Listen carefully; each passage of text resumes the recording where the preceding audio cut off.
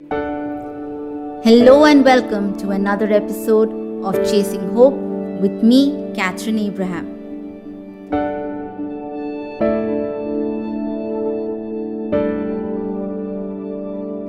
A few days ago, in a conversation on the effects of the current pandemic, with a few of my students, I asked them how this global pestilence had affected their lives. As expected, each one came up with a different and in many ways negative answer, one that I'd almost expected. But my youngest student said something that I will never forget. She chirped, "Ma'am, I don't feel any difference. What matters to me is with me. My friends, my family are all with me. I don't see any changes. I'm as happy as I was before. We stay in a small village, and there are not many changes in my life. Everything is just about perfect." Now, in the girl's simple statement, I found a new sense of understanding, a sense of hope. It was as though in all those comments I received, only hers mattered. It was like she had erased all of the past couple of weeks' strain and stress by her simplicity. I felt wonderful after that. The complacency that was inching in was now gone in a jiffy. I felt more inspired than ever to work from home. Sometimes a small voice in the din, a calm response in a volatile situation, and a voice of reason in chaos is all that we need for that change to occur in our lives. We need a power that is higher than any human to make a difference to our lives. The same day, while I sat down to read, I read something about the psychological law of attraction. Have you ever come across this term before? Now, the law of attraction, it is said, is the attractive magnetic power of the universe that manifests through everyone and everything. And I wondered, can this be the reason why I feel so connected with my faith? Because my definition of this law of attraction is slightly different. I believe in the divinity, and hence I believe in the attractive and magnetic power of God. After all, what is it that brings the real and the abstract together? What is it that keeps the human race interconnected, except for this sense of belonging? And what is it that keeps us so coupled intimately with the divine? Have you ever stopped to think about any of these questions? Now, by the time most young people hit adolescence, one sees an almost rebellious streak in them. And yet, as they grow older, they find God on themselves soon enough. They find the need to be connected with someone greater than themselves because they are seeking answers. And they realize that wasting their time in trivia will not help, but surrendering in prayer will. Now, this perspective change enables us to be ever present for our loved ones. Who doesn't like to feel loved and cared for? We all do. We all love to feel connected, and our connection with people makes a difference. So, how much more does our connection with the divine add to the essence of life? The essence that cannot be brought in from anywhere else. Now, as a practicing Christian, I meet dozens of non-Christians who feel that just sitting in a church, sometimes even at the steps of a church, with a firm belief that peace of mind is just on the way, happens. On various occasions, I have acceded to requests of friends who want to see what is within the church, not out of sheer curiosity, but because they want to see what sets it apart from other houses of worship. Now, if you ask me, apart from the exteriors, the steeple, the beautiful cross at the top, the truth is there's nothing different in houses of worship. Yes, you heard it right. Having visited almost all the types of houses of prayer where I am allowed to go to, I have seen everyone searching for just one thing: peace of mind. Someone or something that helps them to believe everything will be alright and try again. Now, after searching for answers from different people in different circumstances and different places, when the questions are still evading us and the questions remain unanswered, that is the time we find the need for God.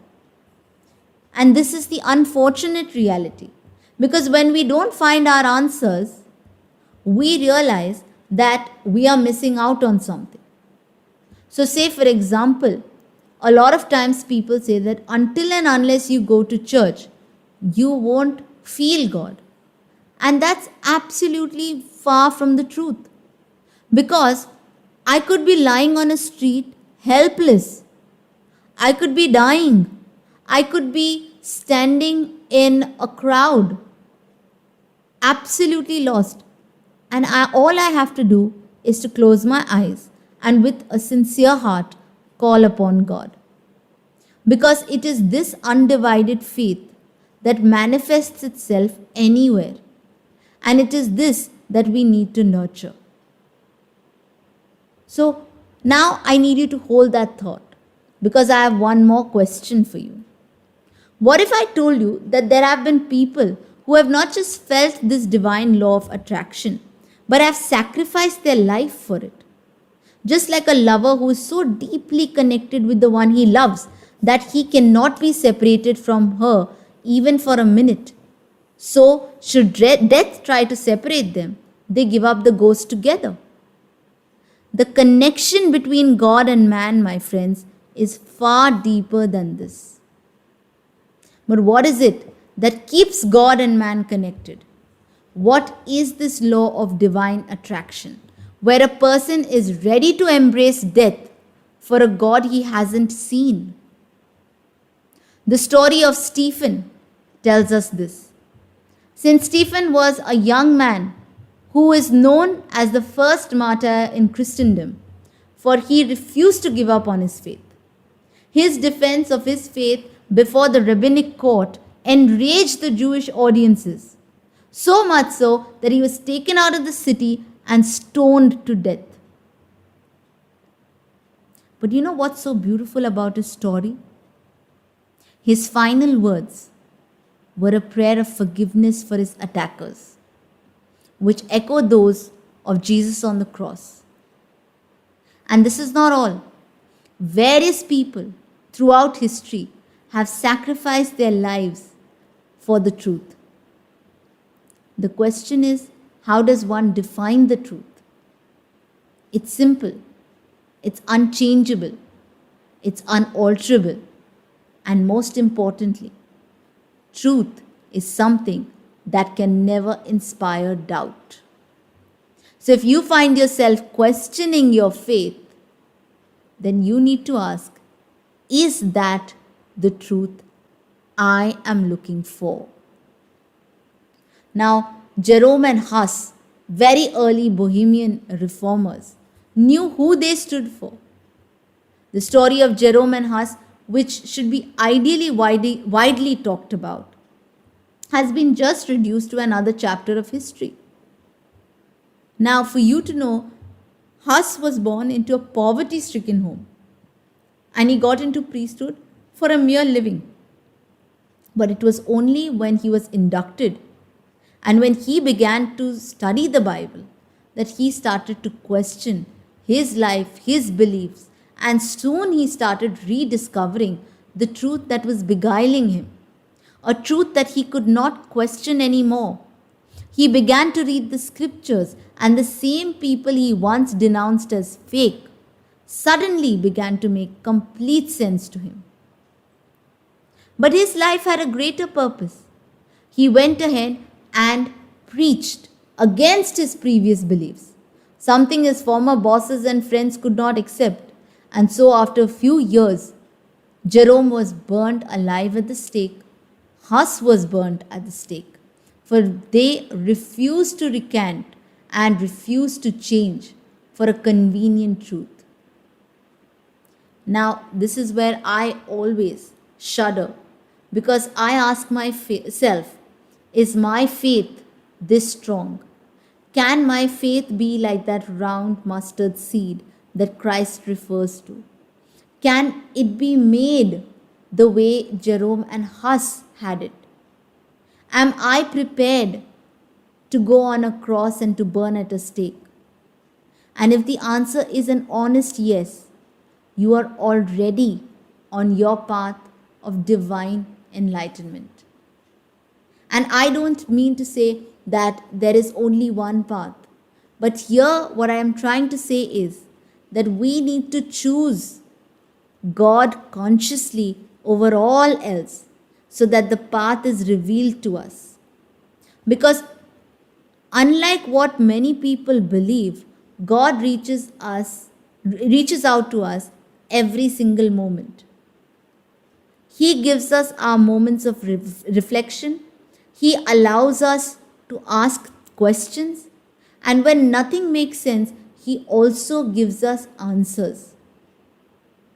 So if something has disturbed you in the past and something has been pending for a long time, it hasn't been resolved yet, if you ask yourself those existential questions but you find no reply, all that you need to do is go forward, get down on your knees and ask God first for forgiveness, for closing your mind, and then ask Him, plead with Him, implore Him that He opens the door of your heart. Because people like Jerome and Huss, my friends, don't happen every day. They didn't have blind faith, they had faith.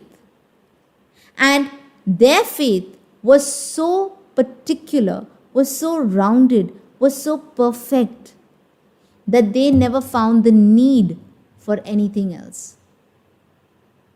When a baby is born and when he first starts to babble, while we may call it mother's instinct, child's instinct, and all the other psychological traits, the first thing that the child is trained to say is mama or dada. And we point out to the same mama and the same dada until the child starts repeating those words with reference to the person in front of him or her.